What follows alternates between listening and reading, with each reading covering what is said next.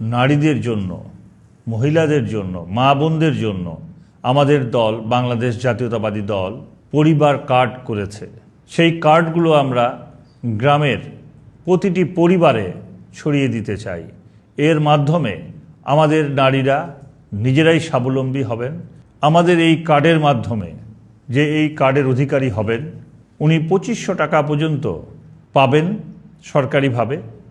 এই টাকার মাধ্যমে উনি নিত্য প্রয়োজনীয় জিনিসগুলো একটা নির্দিষ্ট জায়গা থেকে সুলভ মূল্যে প্রতি মাসে উনি সেখান থেকে ক্রয় করতে পারবেন।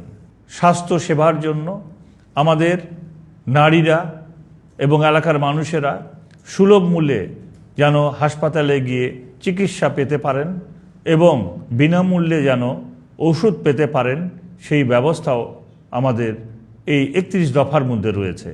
আমরা সেই লক্ষ্য নিয়ে আমরা এই 31 দফা প্রতিটি ঘরে ঘরে আমরা পৌঁছানোর ব্যবস্থা করেছি এবং 31 দফার সুফল রয়েছে সেটা বাস্তবায়ন করার জন্য আগামী 12ই ফেব্রুয়ারি ত্রয়োদশ জাতীয় সংসদ নির্বাচনে আপনাদেরকে ধানের শীষে ভোট দিয়ে আমাদেরকে এই কাজ করে যাওয়ার সুযোগ করে দিতে হবে। তাই আপনাদের কাছে অনুরোধ, আগামী জাতীয় সংসদ নির্বাচনে ধানের শীষে ভোট দিয়ে আপনাদের এবং আপনাদের এলাকার মানুষের এলাকার উন্নয়নের জন্য কাজ করার সুযোগ করে দেবেন। এটাই আপনাদের কাছে আমাদের চাওয়া পাওয়া।